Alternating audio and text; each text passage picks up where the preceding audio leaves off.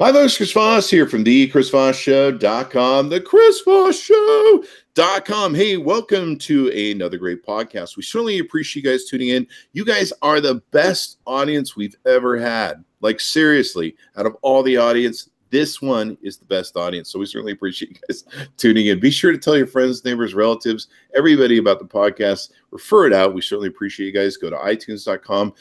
You can go to Google Play and subscribe to the show. You can also go to youtube.com and hit that bell notification button so you get all the notifications of all the new shows we're doing. Plus, we've got great reviews of all the great products from like AT&T, JBL, Harman Kardon, and we have new puppy videos of the Siberian Husky puppy. So if you hate all that stuff, tune in for the puppy. I mean, who hates puppies really when it comes down to it? And if you do, you might want to see a psychiatrist.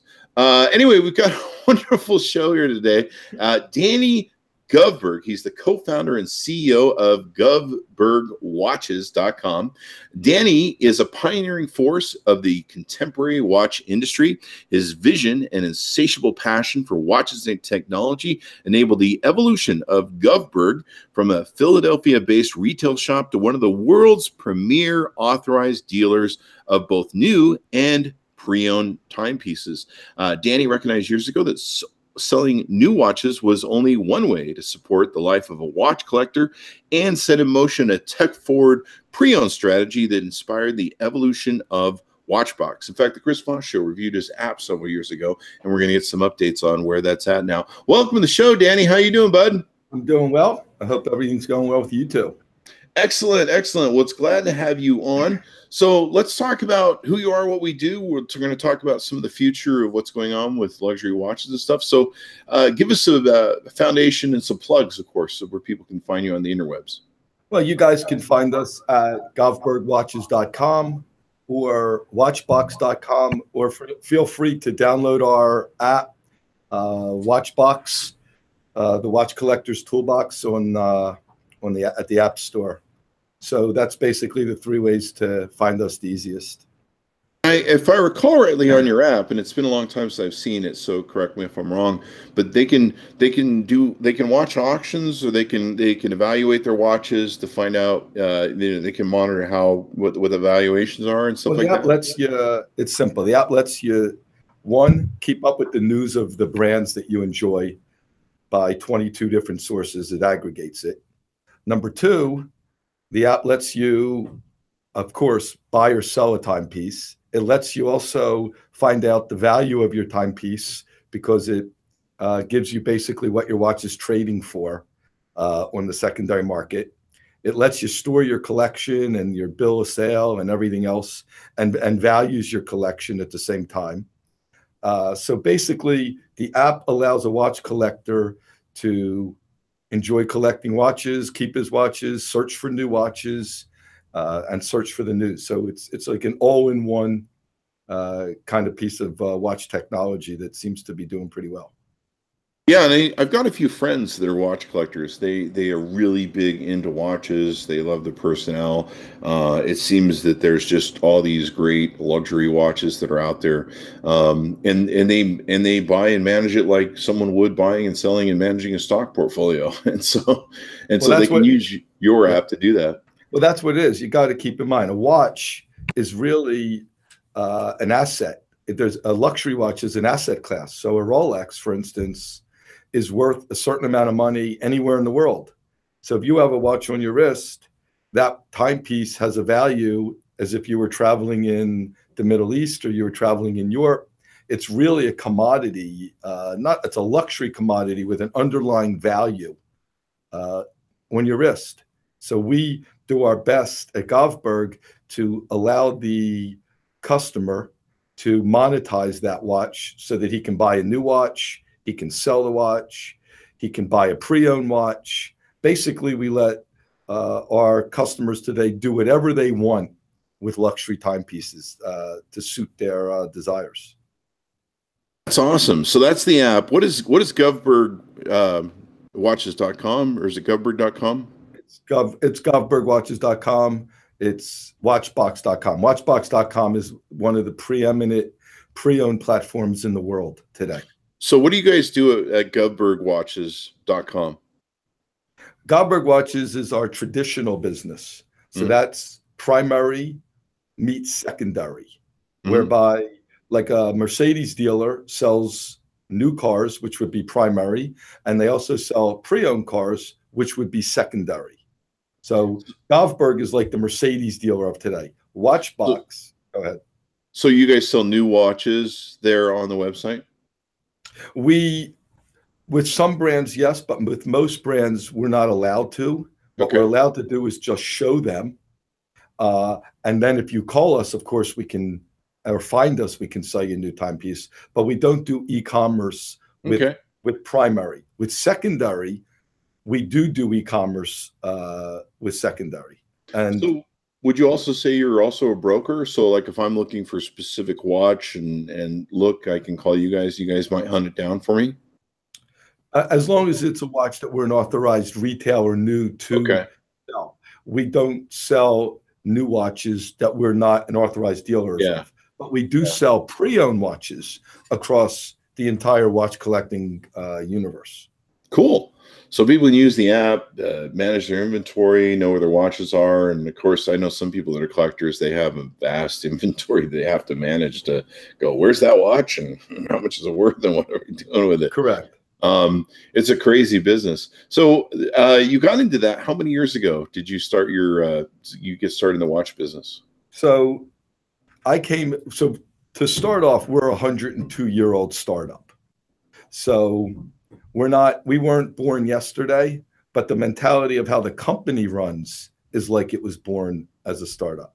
So I came into the business, my grandfather founded it in 1916, but I came into the business around 1982. Mm-hmm. And it was very small. It was 600 square feet. And it was myself and my father and my grandmother and my brother and one or two others. And what happened was they were just doing jewelry. We weren't in the watch business at all. So I decided I wanted to stake my claim in the watch business to have something I could call my own. So around 1983, we were in a wholesale district. So we weren't even allowed to sell new watches from the brands direct back in 1983. So I went into pre-owned. And I started to learn pre-owned watches and vintage watches. And I did that for a number of years. And then it hit me that more people were going to want to buy new watches than buy pre-owned watches. So I decided, okay, I have to try to at least be in that business. So I left the store with my dad. He basically turned the company over to me at 27, and my brother Jeffrey. And we moved to the suburbs. My brother Jeffrey did. And we opened up a store that allowed us to get all of the primary brands, Breitling and Patek Philippe and Omega and on, direct from the manufacturer as new. Nice. And so then we stayed in that business for a long time. We did very well. We were the largest in our city. And then around 2000, when eBay came out, even sooner, I had a 1-800 number in 1993. But to move forward quicker on your show, in 2000, eBay came around. The internet started to take hold, and I realized that I had to get in the game, and I was one of the first to begin with eBay. Speed up to 2010, technology really took off in a way that we could do a lot more. And that's when I started to realize around 2010, 2011, that the journey where you used to learn about anything at a store level began to move to the internet or online. So the journey was no longer to learn about timepieces by coming into a shop. The journey to begin to learn about timepieces began online. So I started to realize if that journey was going to take hold, which it now has, and it looks easy today compared to even back in 2009, 2010. What I've realized is I had to be there for the customer when they began their journey. So that's what I call today learning commerce for companies. So our general thesis is, number one, the number one luxury that anybody has in life is time, because we don't have any. So we better figure out how to save people time in our business model, because people don't have time as it is. So we're going to save people time. And two, we have to figure out as quickly as we can how to develop trust. So we save people time, we develop trust. And then as the internet or the technologies have improved, I realized that we can be a local company and think globally, and we can be a global company and think locally. That's definitely awesome. And I like the pillars that you're building on. You know, a lot of people don't think about the environment they're trying to build or what their principles are when they build a business. And those are so important to set down in the beginning and go, you know, why are we here and what is this about? I like what you're doing, especially with the community part. A lot of businesses, like I recently saw a thing where a lot of the camera store chains and camera stores have been going out of business with the proliferation of Amazon, eBay, etc. And what a lot of successful entrepreneurs are doing nowadays, they're building community around their retail outlets or their products, and they're helping people, like you say, learn how to use the products so they appreciate them better. Certainly with probably your business, there's a lot of stuff people need to learn to, you know, how to buy watches properly, how to invest, all that sort of good stuff, how to store them, how to, you know, I know there's giant cases you can buy to protect the watches, probably insurance, safes, and different things. And so people have to learn through that upscale. And what some of the camera shops I saw doing was they started holding camera classes. So if you go in and buy a camera, they actually give you like a free class that teaches you how to use the camera and really gets you familiar. But what it also does is it bonds you and almost binds you because of the way that you know, by having that community to that retailer. And so they find more people come back and buy from them as opposed to buying from Amazon because they know they have someone they can use as an information resource. And I see a lot of retail people doing that, building a community now around their retail stuff. So I commend you for that. I think that's a really great, awesome idea. Yeah. So our platform begins, like I said, I call it learning commerce. That's everything that we do to educate the customer before they get to our website. So that's our app, which has hundreds and hundreds of thousands of downloads. That's our YouTube channel, that Watchbox Studios, we actually call it. I'm sitting in Watchbox Studios right now as we do this. And that gets 2 million unique views a month. Nice. Itself. Nice. We have thousands of reviews, as you said, on timepieces. Mm-hmm. So, of course, your Instagram, your Facebook. So anything that you can do to educate the customer when their journey begins. And that's what I call the first pillar of trust, because you're starting to educate. That usually leads to a pay-per-click or a click over to our website. And a website, which everybody believes is just e-commerce, which it isn't necessarily in luxury, because our average sale is $10,000 and we sell a watch every 8 minutes. So what's happening is people are coming from the education to our website where we further educate. It's the second pillar of trust. You can click and buy a pre-owned watch on our websites. You can get educated further. But what we really look to do is take you from our website and drive a phone call. When you get the phone call, I call that personal commerce.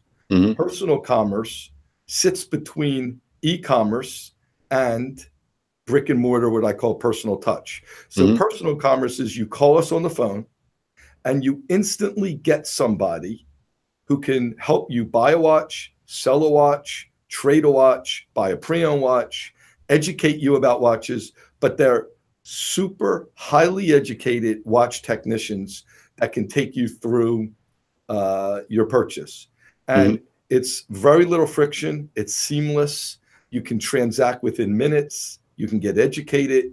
And that at that level of trust, because people have already seen your website, they sort of researched you a little, they now know you're real.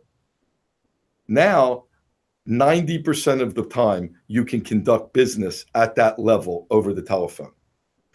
And YouTube's such a great proponent for that, for helping community, like you say. I love the pillars that you built around your business.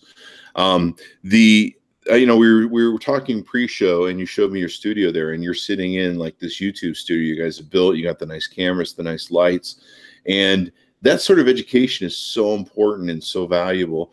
Me as a reviewer for, I don't know, since 2011, so many of my videos, even ones there's back in 2011, 2012, people are still buying the products on a secondary market, and they're still watching, they're still making buying decisions on the videos.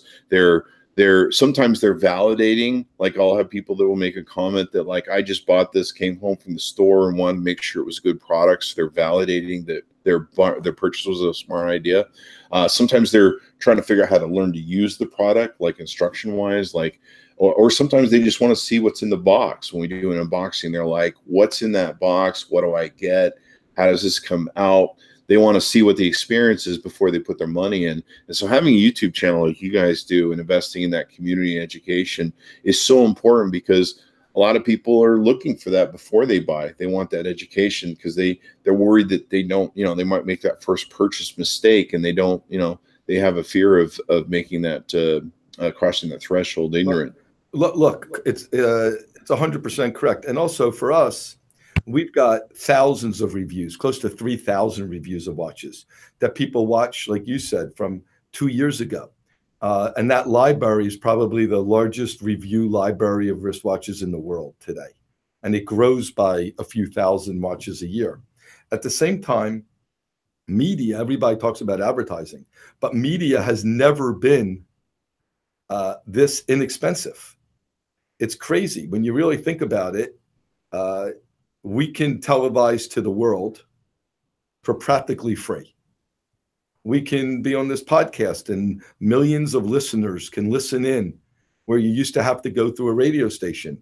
YouTube, you can have millions and millions of people following, where you used to have to own a network. And as the smart TVs proliferate, if I said that word right, but as the smart TVs, you're going to start to see smart TV apps where many, many people are going to download their own channel. So you're going to have YouTube, Netflix, and Watchbox right on your smart TVs. And that's all coming within, it's here now, but it's really going to be here within a year or two. You're going to have, just like you have on your phone, thousands of options to download apps. You're going to have thousands of channels that you're going to be able to download onto your smart TV and watch certain people's really good content.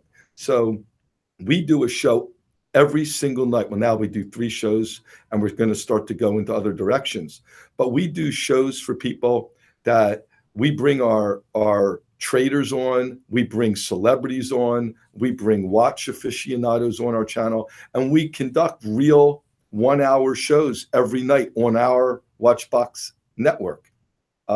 Now we're opening in Switzerland. We've opened in Hong Kong. So we're going to connect this community around the world together.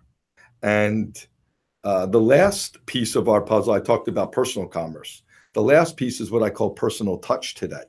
Personal touch is brick and mortar, but you can touch people on a trip. You can take people away. You can touch people at the golf course. Nowadays, as long as you get the one-on-one time with somebody, even if it's a few minutes, even if it's with me over the air with you, that's the last piece of trust. That's the highest degree, because you've met the person.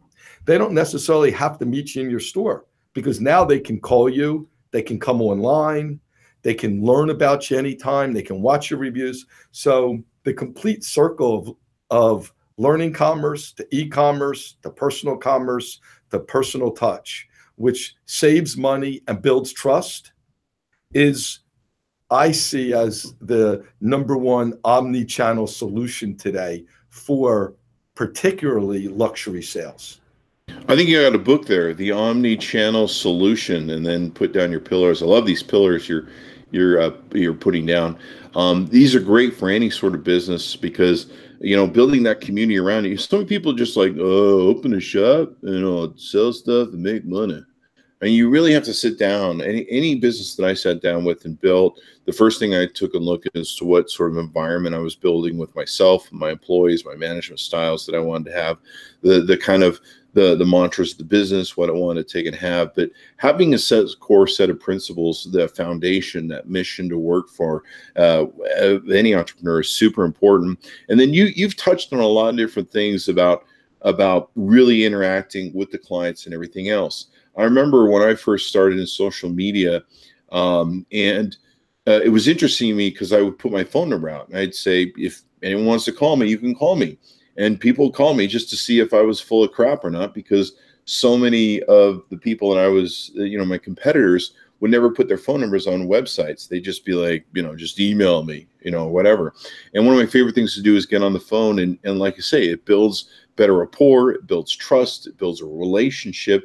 You have to look at your customers as a relationship as opposed to, just making a transaction, a single transaction. It sounds like that's a lot of what you guys incorporate in your business, and what a lot of listeners can incorporate in their business if they're really listening to these cues, is building that trust and building that long-term relationship is really key. I mean, one of our first companies that we built, we had the same original clients for almost 13 years. In social media, I've had the same client for up to 8 years now. Having that long-term relationship trust, people buy from who they trust, they do business with who they trust. And in today's world where it's very disconnected, and it's like, well, just deal with our app or deal with that. Like you say, having to have that personal, either brick and mortar, come in the office trust, or meet people in person. Even this sort of exchange we're having, this is probably almost an in real life experience for me, where I'm going to have a deeper connection to you and get to know you better. And like I say, I'm probably going to refer you to some of my friends that collect watches after this call. And this is what we exactly do with our clients. So keep in mind, that's the personal commerce. It sits between e-commerce, which I said to you was just, you're on my website, or you've come into the store, you've met me somewhere. But me meeting you right now, what we're doing right now, goes on every day at our offices with our kids that are trading. So if you come to our office, you're more in a tech company but we could be trading bonds on the floor of our exchange than selling wristwatches, because it is a 25-person traders sitting behind computers on the phone trading and buying and selling luxury timepieces daily. I mean, by the minute. And they're talking to their clients like I'm talking to you, sometimes face to face as we're doing, and sometimes just over the phone. The Wall Street trading of watches, it's pretty awesome. That's what we are. We're like a bond trading desk. We're a watch trading organization. There you go. There you go. The prices of watches are up 5 points today. By the way, you're laughing, but absolutely, that's exactly how we're running. Is there an index for? Is there an index for watch value? If you download our app and you type in your model number, you'll see a graph charting the value of your watch. Oh wow! Okay, so it's really cool. I mean, there's nothing else like it in our industry. Yeah. We should probably update the review on your app. I know we did it years and years ago. I actually looked it up because I was like, that name Govberg watches sounds very familiar. It has augmented reality now. You can try on hundreds of watches with the app. So you just put a sticker or something you print out from your computer right on your wrist, and it allows you to try on hundreds of watches right off of our app. That's pretty interesting, because that's what everyone wants when you're trying on a watch. You're like, how is it going to look on me? Is it going to be too gaudy? Is it going to be too small? Perfectly figured out that you can download the app, start trying on watches. Yeah. I mean, I get a lot of Fitbit watches sent to me, and these smart watches, and sometimes they send them to me and I'm just like, was this the girls version? So seeing how it looks on your wrist is really important, I'm sure, in your buying decision. And I've looked at some watches and they look really cool on the thing, but then you put them on your wrist and you're like, it looks like I'm wearing a car. So, finding that personal thing that appeals to you is really important. But I love these pillars you built for your business and the principles you're operating under. And of course, like I said, you guys got a great YouTube channel and education, putting videos up there. It really is about building a community. For a long time, even I made the mistake in social media where I was focused on building an audience, but I really didn't build a community for that audience to give them support and everything else, and give them plans, forums to take and work from and everything else. So it's great you guys are doing that. So you want to talk too about the future of retail, luxury retail, where it's going, what the future is. Let's talk about that and what's going on there. Well, a little bit, I come back to the pillars that we just spoke about, because That is the future. You're going to be able to learn when you want. You're going to be able to click and buy when you want. You're going to be able to talk to the customer when you want, talk to a client when you want, or call the place when you want. And you're going to be able to go into to stores. I also think what's happening is experiences are also beginning to trump product, where it used to be product trumped experiences. And I think what you're going to find is for instance, people, as an example, are flocking to Napa for the experience of tasting wine and enjoying wine and learning about wine. And then, of course, they buy wine, but then after they've been to Napa, they enjoy wine more. We're going to be taking more and more clients who love watches to the manufacturers in Switzerland. We're going to be running trips called Watchbox Tours to Switzerland so that the clients can actually see where they're built, how they're built. And by going to Switzerland and going to some of the manufacturers, that will give them an experience which will lead to a greater appreciation of timepieces. Also, what's happened in the world of watches is a lot of people think that a watch is like an old school instrument because you don't need it with the new technology today with like the iWatch. And two things have happened with the iWatch as an example. One, it's put millions and millions of watches onto millennials' wrists. So at least the millennials today are getting used to wearing a watch because they didn't need one before that. They had their phones. Two, people don't realize that an Apple Watch is not really the greatest in technology. It's the greatest chip that you can have. It's basically a chip on the wrist, where a wristwatch that's highly complicated or made out of Switzerland today, they are actually super complicated. They've got oils in them that are taking that are lubricating parts going to Mars. They've got little hairs, mainsprings that are so thin, but they're stronger than steel, that are now going into other instruments. The screws in timepieces today are going into people's jewels as far as screws for implants. So there is so much technology that is in these timepieces today that people don't realize that they're the greatest piece of micro engineering in the world today. There's wristwatches that tell time to the half second. They tell you the time for 20 years in a row without setting them. They take account for leap years. So a wristwatch is actually complicated.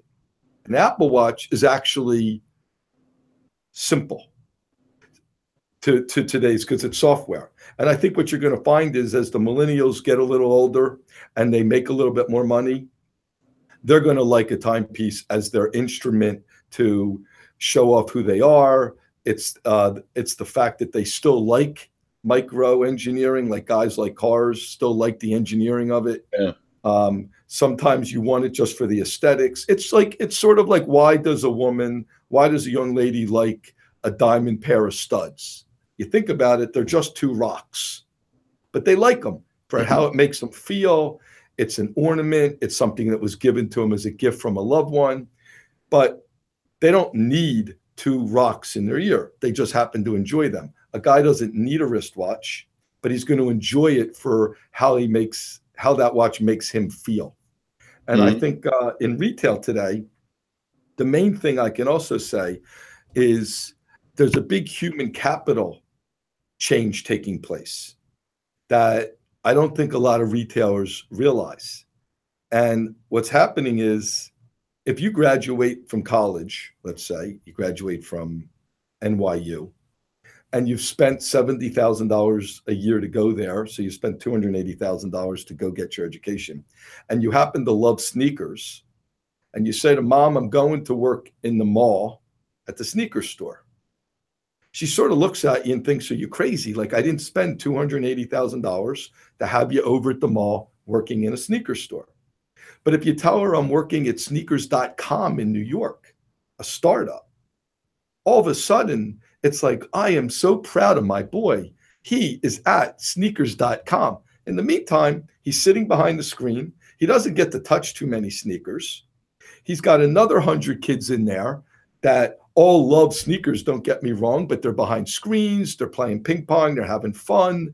It's the new way of getting a kid into retail, basically, but it's called e-commerce. But if you told the same kid to go stand on the floor at the mall, he doesn't want to do it. So what's happening in retail today is three things. One, people, when they do come into retail, have to continue your education. So when they come in the door, you better realize that they're already educated and you're going to continue that education. Whoever talks to the customer today better be educated about what they're being able to explain to a customer who's already educated. Two, we got to find a way to entertain customers when they come into a store. For us, we bring them on our set. We take pictures of them behind the studio. We try to have different cool events. So when a customer comes into our store, we try to make it entertaining. Three, we try to data mine. We try to get the small things from a customer that can make our relationship more personal with them in the future. For instance, what watches do you own already? If you're looking to buy an expensive watch, it's probably not your first. So that in the future, we know more about them. We can engage with them. We can invite them to events. We can call them on the phone. We can become their friend. Because I think the key also in retail is simple. What Govberg does is sell watches. We're very good at selling watches. We're probably one of the best in the world at what we do. But today we got to educate the kids, and I call kids because I'm 57. I have kids that are 30, so I still call my 30-year-old a kid. But what we have to realize is they need a purpose of why do they do what they do. So we're actually in the happy business. What we do is sell watches. But if we start to explain to the customer and understand that when that guy calls, it's his passion. He might have had a win with a good exit of a business. He might have gotten a job. It might be a 40th birthday, 30th birthday, graduation gift. Most people buy watches because they feel good. So what I try to teach the kids is you're in the happy business. So why we do what we do? We do what we do to make people happy. We do what we do to be part of their happiest moments of their lives. So that if we can get our brain into that fact that, wow, you're giving a gift for your kids, graduation of college. Send me a picture. Can you send me a picture of how he liked it? Put yourself in his moment. Then the what we do is easy because we know how to do what we do. But if you can talk to a customer and feel so good and say, for your engagement, tell me how she liked it, and put yourself in their happy moment. Put yourself in their happy passion. Then you're going to form a bond with a customer. If you're just on the phone doing what we do, like get the watch in, get the watch out, not care about the guy at all, you're missing it. So I think also in retail today, too many people are operating in the world of what we do. They're not operating at all in the world of why they do it. That's a real important factor. I mean, like you say, people buy for identity. They buy for something that tells the world this is who I am or what I like. Whether it's a car, whether it's a watch, whether it's a home, whether it's a marriage, sometimes they buy for identity, and so they can go, this is who I am. This is my identity. This is what's important to me. I recently watched one of my friends who collects watches. I always see them on Instagram. That's how I know. Recently was over in Singapore visiting one of the watchmakers that's a favorite of his, and he was out to dinner and getting to know him, and I think he went down to their factory and got to know their processes and how it works. And I think what you guys are doing, where you're building experiences like that, where people can really get to know the product more.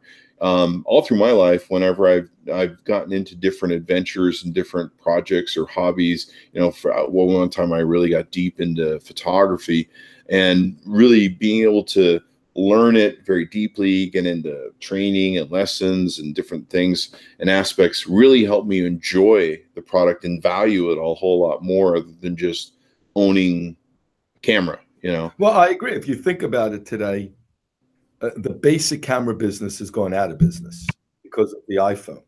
But if you look at a company like Leica, you actually, when they came out, or they still have a camera called the Q, which you may be familiar with, that it's a wait list. So here's a $5,000 camera that's German made, that's a beautiful piece of engineering, that you literally have to be on a wait list in order to get one. So here's an example of even cameras that everybody thinks the camera business is finished. At the luxury side of cameras, it's actually thriving. And because of YouTube, and because of being able to get educated online, you can actually learn more about cameras and how to use cameras easier today than you ever have. Mm-hmm. Yeah, and getting a relationship with the different products or things that you're interested in is more than just buying a product. It's about that whole community behind it. So it's cool that you have these pillars and you understand the principles in your business and building the community around them, giving people support, because they're going to keep buying from people they trust. They're going to keep they're going to try and keep buying in products they understand. I'm sure my friend who went to Singapore after his relationship, he's probably going to buy more of that vendor's watch. I remember when I went to Robert Mondavi's winery in Napa Valley, did the tour, got to see how the sausage was made. Is that the appropriate thing for a wine? But getting to see how it was made, and getting to see the grapes that I would end up drinking on the vine, and them showing us the process of how Robert Mondavi made the thing, and of course sampling the wines, and that whole experience lives with me to this day. When I drink wine, it makes you appreciate wine. Yeah. So the experience at the time trumped wine, and now you don't need necessarily the experience again, but you have a lifetime memory. So every time you drink wine, you have an understanding of it. So. Yeah, I mean, it's very similar to what we're trying to accomplish in our field. Yeah, and it just education about products. I mean, on my YouTube channel, I've always been amazed at the comments that get made that are semi-positive. I get my share of trolls, but I'll get people that will make comments about something that is to me, they all start to bleed together sometimes. Where I'm like, oh, another Bluetooth headset. Whatever, I know how to turn it on, I know how to pair it, I know how to work it. I'm really focused on the sound and the quality and everything else. But to me, it's one today and one tomorrow. But I'll see people, and sometimes even the price of what they're buying. Like one of my YouTube videos that gets a ton of comments is some cheap, I think it's like a $15 or $30 freaking Bluetooth headset. And there's some issues with the maker, and they made a bad product, but there's people that are constantly using my YouTube comment section as kind of a customer service in a forum where they're comparing notes as to how did you get this fixed and how did you get that fixed. But it's interesting to me that how in depth and community based they're looking for support for these sort of systems. In fact, some companies I've yelled at and said, you might want to get some better support integrations with people, because people are trying to use me as support mechanism, and they're saying that you're failing your company as customer support, and that's why they're going to YouTube. In fact, a lot of times, I just had a product the other day. I won't knock it; it's a good product, but I sent them a customer service request for an issue I was having with the thing, and ended up getting dirty on some of the contacts, and so it wasn't contacting, so I had to go in and clean it. But I didn't know what to do. I contacted their customer service. They actually took 5 days to get back to me. In the meantime, after I sent them an email, I went to YouTube, and within 5 minutes on YouTube, I was told how to fix the product. What's even interesting is the return from the customer service. They told me that the product was definitely broken and I needed to mail it in and return it. And I actually just saved them a ton of money on a return and shipping and all that sort of nightmarish stuff. And of course, me being out of the product for 2 weeks because I went to YouTube. And so it's great that you guys have those things set up. You guys realize what you call the omni-channel of when I started, it wasn't even omni-channel. I coined it luxury commerce. So I've only turned omni-channel in the last year. 4 years ago, the terminology omni-channel really didn't even exist. I named it luxury commerce with the 4 pillars. So every investment we make falls into one of those 4 pillars. So our our learning commerce budget, our e-commerce budget, our personal commerce budget, and our personal touch budget. Yeah. And having, there's so many of these platforms that people consume content on. And so I'll meet people. I remember years ago, I got yelled at by a LinkedIn expert. She's like, you're this top of the chart Forbes 40 social media person. I think this was before that though, but this top echelon, whatever reputation social media person, but you suck on LinkedIn. You have almost very little or no presence on LinkedIn. And how do you call yourself this? And so I was like, you know what? You're right. I need to be taking advantage of all these different channels because there are some people that just consume on LinkedIn. And so I started building my LinkedIn. Now I'm maxed out at 30,000 friends or whatever on LinkedIn. I have to constantly find room to put new people in. I have a huge group on LinkedIn that's like 128,000 people, and it grows at a pretty steep rate.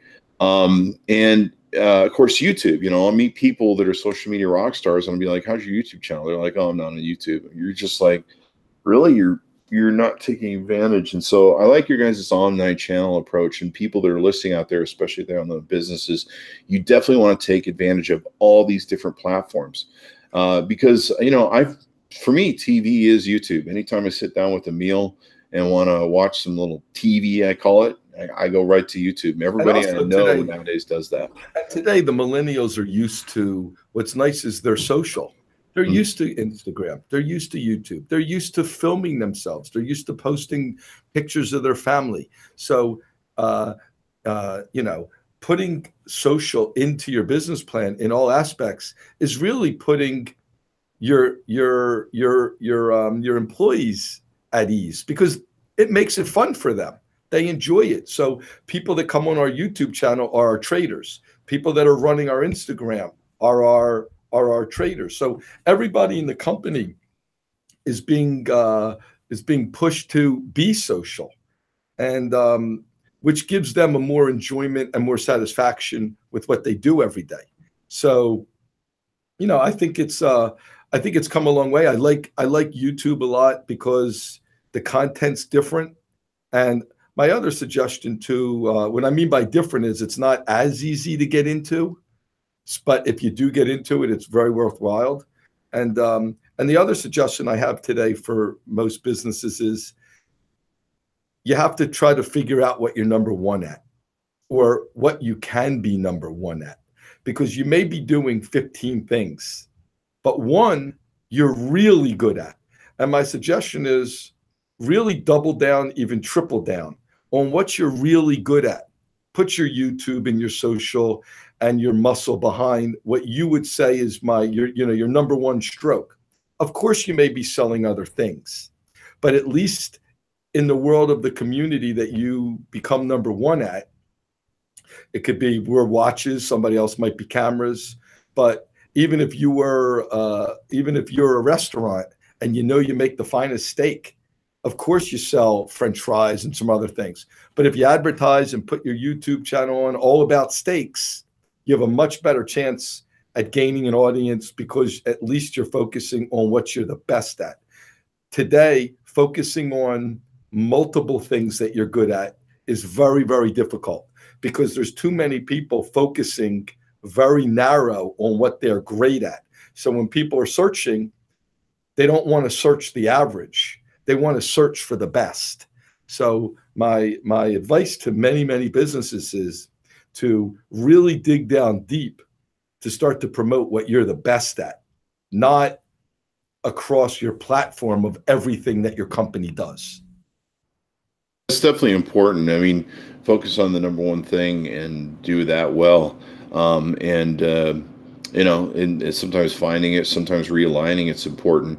I'm sure as your guys' business, like you said, grew over the years and changed, and technology changed and the world changed, you had to adapt. I've had some businesses where we do the number one thing, and then all of a sudden the number one thing is very different, and we got to go find the new number one thing and pivot before we end up going out of business, because the old number one thing is dying. Right. So yeah, some really great lessons in business there, Danny. I really like them. Thanks. Yeah. Yeah. It's been fun. So, Danny, give us your plugs again so people can look you up on the web, download the app, and all that good stuff. So basically you can go to govbergwatches.com. You can go to watchbox.com, which is one of the best pre-owned luxury timepiece sites in the world. You can also go and download our app, which is Watchbox. Watchbox toolbox for collectors. You'll see it on Android and iOS. And Sounds good. And if you love watches, there's probably not many institutions in the world as good as what we do, but we also know why we're doing it. We're doing it to make you happy during your happy moments of your life. That's really what we're trying to achieve. Most definitely. And man, you've had some really great stories and really great principles to put up with the omni-channel and the pillars of business. And I think some really important aspects of what businesses need to do, especially when they're dealing with like the Amazons of the world they really just sell a product, and even the reviews are fake most of the times on Amazon. So having either an app resource like yours or a business they can turn to where they can develop relationships, I think is more premium now than ever before. Yeah, I'd agree with you. Yep. All right. Well, thanks for tuning in. Thanks for Danny for coming by the show. Be sure to check out his website and his app and all that good stuff. Get to know him better, especially if you like watches, or if you don't, you may want to look at it and find you do. Thanks for tuning in. Be sure to refer our podcast to your family, friends, neighbors, relatives. Go to Google Play. You can go to itunes.com. You can also go to youtube.com/Chris Voss. Subscribe. Hit that bell notification button so you get all the notifications of all the new cool stuff on the channel. As always, we'll see you next time.